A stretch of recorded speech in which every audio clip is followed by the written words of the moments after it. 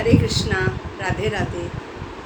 आज मैं आपको एक बाके बिहारी जी की सच्ची घटना सुनाती हूँ, जब बिहारी जी कचहरी में खुद गवाह बनकर पहुँचे और उसको मुसीबत से टलवाया अपने भक्त को। ये घटना अलीगढ़ की है और मैं भी अलीगढ़ से ही हूँ। मेरा भी जन्म अलीगढ़ में ही हुआ है, वहीं पे पली पोसी हूँ, मेरी एजुकेशन भी वहीं की है। तो मुझे बड़ी खुशी हो रही है कि देखिए अलीगढ़ की ये घटना और मैं आज आपको सुनाने जा रही हूँ। तो अलीगढ़ में ये बहुत करीबन 80 साल या 100 साल की पुरानी घटना है। ये 80 साल हुए होंगे। तो वहाँ एक गोपाल दास नाम के एक सज्जन रहते थे। तो उनके 3 बेटे थे और एक बेटी थी। तो वो मतलब बहुत ज़्यादा पढ़े लिखे भी नहीं थे, बहुत ज़्यादा पढ़े लिखे नहीं थे। अपना गुजारा जैसे वैसे करते थे, धर्म में रुचि थी। लेकिन उनको ऐसा उन्होंने कभी नहीं सोचा कि मुझे बहुत धन बचा के रखना चाहिए, नहीं। तो एक बार क्या हुआ कि जब बच्चे बड़े थे, लड़कियों की शादी हो गई, तीनों बच्चों की, और एक लड़की जब शादी लायक हुई तो माँ ने कहा कि भी इसकी शादी के लिए ज़रूरत पड़ेगी पैसे की। तो बोले अरे सब हो जाएगा ना, अपना भगवान है ना, सब हो जाएगा, तुम चिंता क्यों करती हो।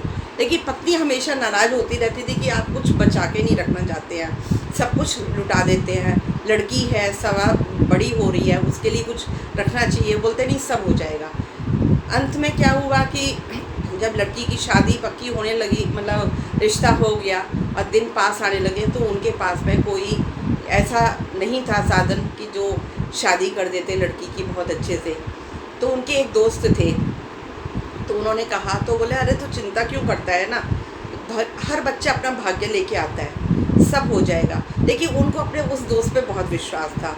जब उनसे दोस्ती हुई, उनके साथ रहने लगे, तो उनके साथ 4-5 दोस्त और थे, तो वो भी रहने, मतलब उसके साथ में उनका उठना बैठना हो गया, दिन रात उठते थे। तो उनकी पत्नी नाराज़ होती थी कि तुमको जिन दोस्तों पे भरोसा है ना कि ये सब कर देंगे, ये मैं बता रही हूँ जब हमारा समय आएगा तो एक दोस्त भी तुम्हारा काम नहीं आएगा, सब छोड़ के भाग जाएंगे। कहते नहीं भाग्यवान, ये तेरी गलत फहमी है, और ये मेरे जो शास्त्री जी जो मेरे दोस्त हैं, ये मेरे बहुत अजीज़ हैं। ये नहीं होगा तो कोई करे ना करे, लेकिन ये ज़रूर दे देंगे मुझे, 100-200 रुपये ज़रूर दे देंगे। उसमें 100-200 रुपये की बहुत कीमत हुआ करती थी। और अगर कुछ भी नहीं हुआ तो सबने 10-10 रुपये भी दिए तो भी बहुत हो जाएगा, बहुत इकट्ठा हो जाएगा। उसने कहा देखती हूँ मैं, जब समय आएगा। समय आया, उन्होंने शास्त्री जी से रुपए कहा कि मुझे थोड़ी सी लड़की की शादी है थोड़ा। तो उसने कहा भाई देख, यारी दोस्ती एक जगह है और ये पैसे की लेनदारी एक जगह है। मैं पैसे में कोई यारी दोस्ती नहीं निभाता, मैं नहीं दे सकता तेरे को पैसा। क्योंकि उनको पता था कि इसके पास ना अपनी हालत बहुत ख़राब है और इसके पास खुद पैसा नहीं है, अगर मैंने दे दिया तो ये चुकाएगा कहाँ। लेकिन उन्होंने कहा था कि मैं तुम्हारी पाई पाई चुका दूंगा जैसे भी हो। खैर उन्होंने, उनके दोस्तों ने जो है हाथ छुड़ा लिया और एक भी दोस्त उनका काम नहीं आया। वो बड़े परेशान हो गए, दिन पे दिन नज़दीक आते जा रहे हैं लेकिन कोई ठिकाना नहीं। फिर उन्होंने अपनी पत्नी से कहा कि एक ही ठिकाना है कि मैं अपने घर को ना गिरवी रख दूँ। कह रहे अरे तुम गिरवी रखोगे तो फिर हम खाएंगे कहाँ, फिर कहाँ रहेंगे। कहते नहीं, मैं मेहनत करके छुड़ा लूँगा घर को, और ये हो गया। लेकिन वो चुपचाप पड़े रहते थे, ना बोलते थे, खाना पीना कम हो गया, दिन पे दिन सूखते जा रहे थे।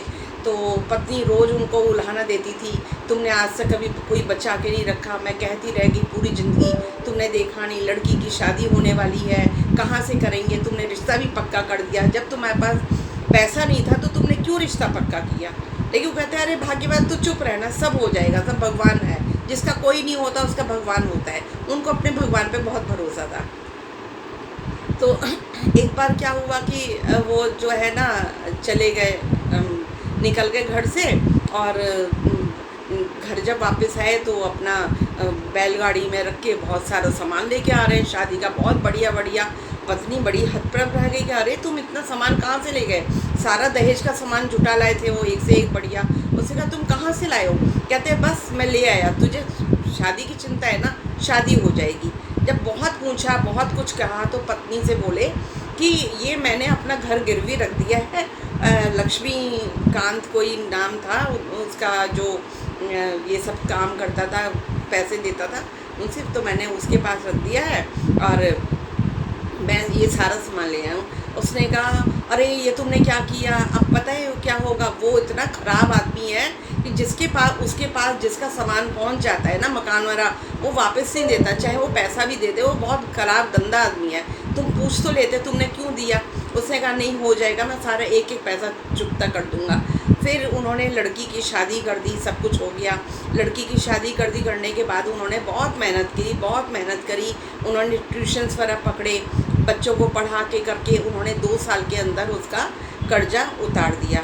और उन्होंने कर्जा कितना लिया था, 500 रुपये लिए थे। उसमें 500 रुपये की बहुत कीमत हुआ करती थी, तो उन्होंने निकाल दिया। तो उसने कहा देखा अब मेरे पास ये 500 रुपये मैंने उसके चुका दिए हैं पाई करके। लेकिन इतनी मेहनत करी उन्होंने उन दिनों की, वो थक गए थे मेहनत करते करते। कह रहे अब मैं थोड़े दिन सांस लूँगा। इतने में क्या हुआ, कुछ दिन बाद क्या हुआ कि उनके यहाँ से जिसने उनको पैसा दिया था, मकान दिया था, उन्होंने कहा अब मेरा मकान गिरवी मेरा दे दो। तो कहता है कि नहीं गिरवी तो नहीं मिलेगा, तुम्हें गिरवी तुमने पैसे दे दिए, मैं तुम्हें और 200 रुपये ज़्यादा दे दूँगा, लेकिन ये मकान तुम्हें नहीं मिलेगा और तुम्हें मकान खाली करना पड़ेगा। तो ये गोपाल दास बोले कि मकान क्यों खाली करना पड़ेगा, जब मैंने तुमको तुम्हारे पैसे वापस दे दिए, तो ये गिरवी मैं लिया था मैंने मकान, अब मेरा मकान मैं छुड़ा लिया है मैंने, मेरे को वापस दो। कहते नहीं ये मकान तो मेरे बहुत काम का है, ये मैं मकान तुम्हें नहीं दे सकता, और अगर तुम ये पैसे नहीं लोगे तो मैं ज़बरदस्ती तुम्हारे पे केस कर दूँगा और तुम्हें खाली करना पड़ेगा। अब वो बड़े परेशान, फिर बहुत उसने कहा नहीं माना। एक दिन वो जो है गोपाल दास अपनी पत्नी के साथ गए उसमें लक्ष्मी चंद के पास में। उसने कहा कि क्या बात है, क्यों तुम हमारा मकान वापस नहीं कर रहे हो, जब हमने तुम्हारा एक एक पैसा दे दिया है। कहते हैं कि नहीं मुझे ये मकान चाहिए, अगर नहीं करोगे तो मैं झूठा।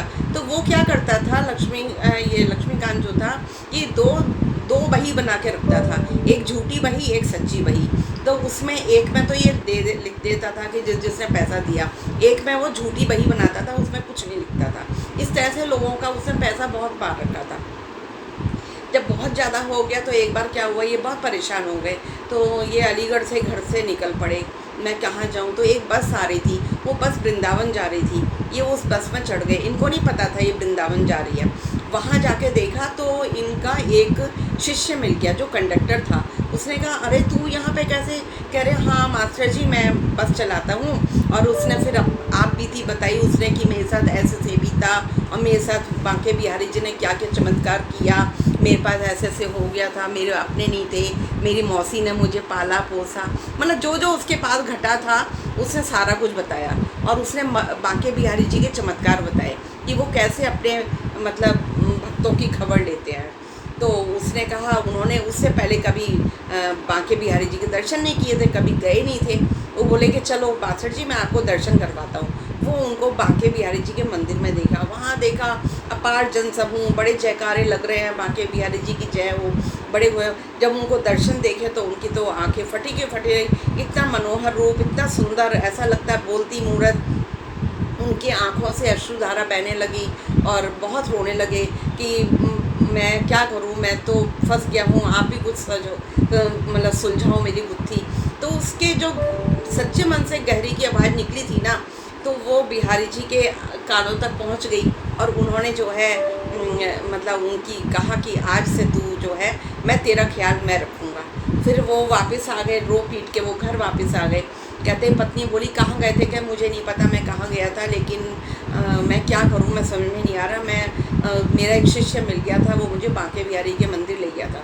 कह रहे हाँ तो ठीक है, बांके बिहारी के मंदिर में तुमने अपनी अरदास लगा दी है तो वो ज़रूर सुनेंगे, लेकिन वो क्या करेंगे, सुनेंगे, आज तक हमारा कोई काम तो बना नहीं। तो उसने क्या किया, लक्ष्मीकांत ने इनके नाम से सम्मन भेज दिया, कचहरी से सम्मन आ गया।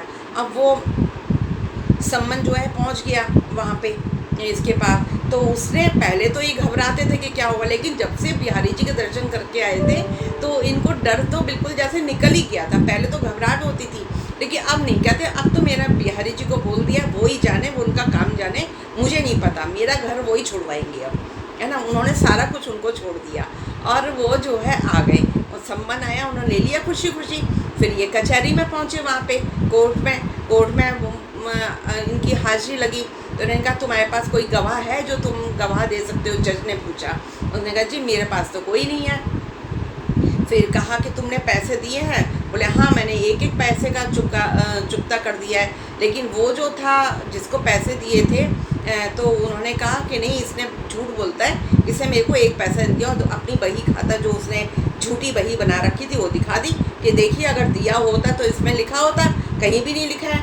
और इसने लिखा हुआ था, इसने दिखा दिया मैंने इस फला फला तारीख को इतना इतना पैसा दिया है, लेकिन उसने नहीं लिखा रखा था मुंशी ने।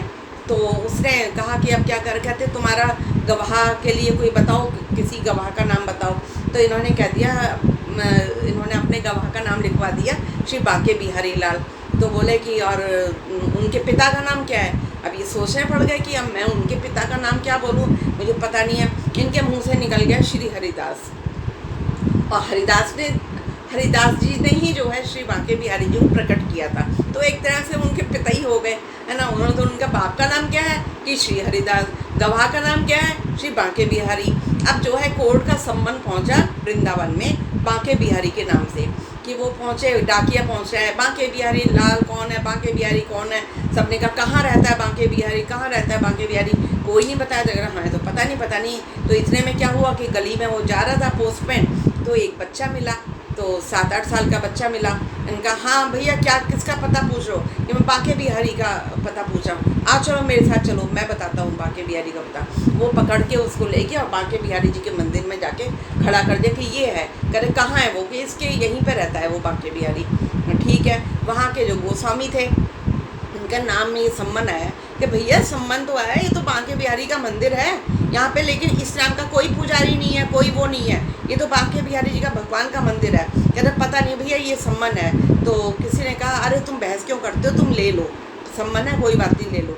उन्होंने ले लिया और उन्होंने पुजारी जी ने बांके बिहारी जी के मंदिर में रख दिया कि बिहारी जी पता नहीं कौन ऐसा तुम्हारा भक्त है, कौन सा पुजारी है जो तुम्हारे नाम का पुजारी है, हमने तो आज तक कभी सुना नहीं, और ये उसके नाम का सम्मन आया है। उन्होंने रख दिया, सम्मन लेके रख दिया, और उन्होंने जो है रख दिया। अगले दिन जब उनकी पेशगी हुई, कोर्ट में हाजिर लगी, तो जैसे आवाज़ लगती है ना बांके भाई हाजिर हो, फलाना गवाह हाजिर हो, तो जब उनके गवाह की हाजिरी लगी तो उसने हाजिर लगाई, बांके बिहारी लाल हाजिर हो, बांके बिहारी लाल हाजिर हो। तो करे 2 बार लगाई, दोनों बार आवाज़ नहीं आई। जब तीसरी बार आवाज़ लगाई तो उन्होंने उससे पूछा गोपाल दास से कि भाई तुम्हारा गवाह आया है कि नहीं? कहते हाँ जी आएगा, पक्का आएगा, मैंने उनको बोल दिया पक्का आएंगे वो। तो जब तीसरी बार आवाज़ लगी, बोले बांके बिहारी लाल हाजिर हो, तो वहाँ से आवाज़ आई हाजिर है। तो सब लोग देखने लगे। अब ये भी चौंका कि बोले कौन आ गया, मैं तो किसी को जानता नहीं हूँ, मैं तो बिहारी जी का नाम लिख दिया था ऐसे ही, कौन आया? तो देखा एक आदमी आया है और काला कंबल ओढ़े हुए, मुंह नहीं दिख रहा उसका, ढका हुआ था मुंह। अब वो कटघरे में आके खड़ा हो गया, हाजिर है। तो बोले कि क्या नाम है तुम्हारा? उसने कहा बांके बिहारी लाल। बोले पिता का नाम क्या है? श्री हरिदास। तो उनका अच्छा, तुम ये बताओ कि ये कहता है कि तुम्हारा जो गवाह है, तुम उसके गवाह बन के आए हो, ये व्यक्ति कहता है गोपाल दास कि मैंने इसका पाई चुकता किया है, जज बोला। और ये जो है कह रहा है जिसको पैसा दिया है वो मना कर रहा है कि मेरे को एक पैसा नहीं दिया। अब तुम ये बताओ कि क्या इसने पैसा दिया है? तो उसने कहा हाँ जी, इसने एक पैसा चुकता कर दिया है। कि क्या प्रूफ है तुम्हारे पास, क्या वो है बताओ।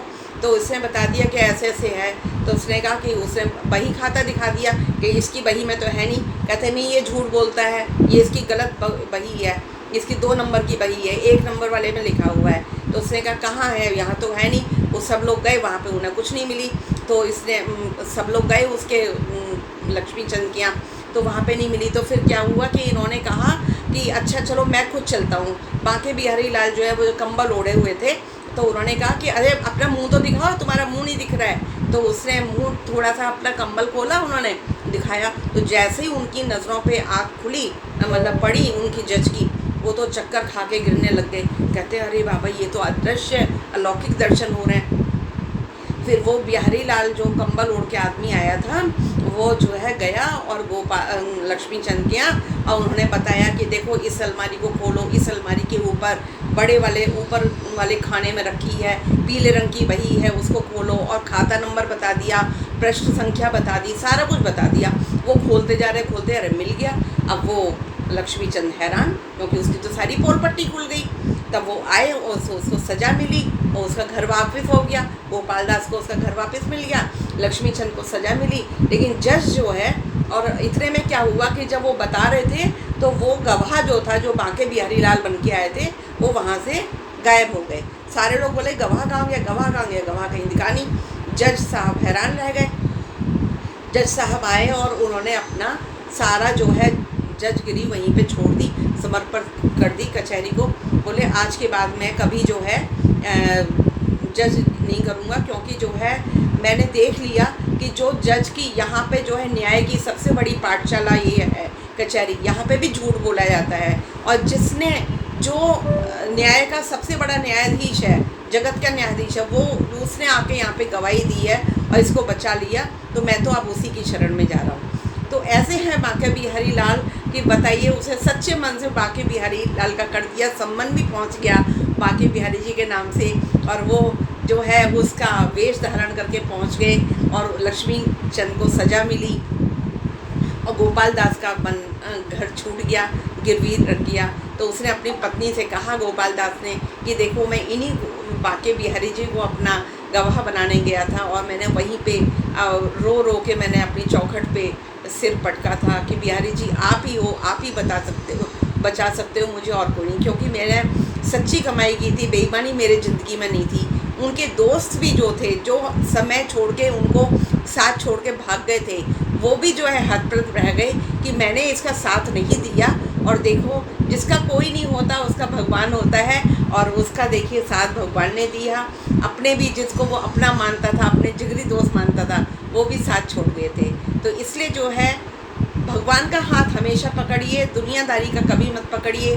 दुनिया का हाथ पकड़ेंगे तो आप जो है नीचे गिर जाएंगे, डूब जाएंगे, लेकिन ऊपर वाले का हाथ पकड़ेंगे तो कभी आप डूबेंगे नहीं। मैंने पहले भी एक स्टोरी सुनाई थी कि बांके बिहारी जी कहते हैं कि जो मेरा हाथ पकड़ता है, जो मैं वृंदावन में मेरा आता है, जो मेरा हाथ पकड़ता है, मैंने कभी उसको डूबने नहीं दिया और ना मैं डूबने दूंगा। तो बोलिए बांके बिहारी लाल की जय, जय जय श्री राधे श्याम।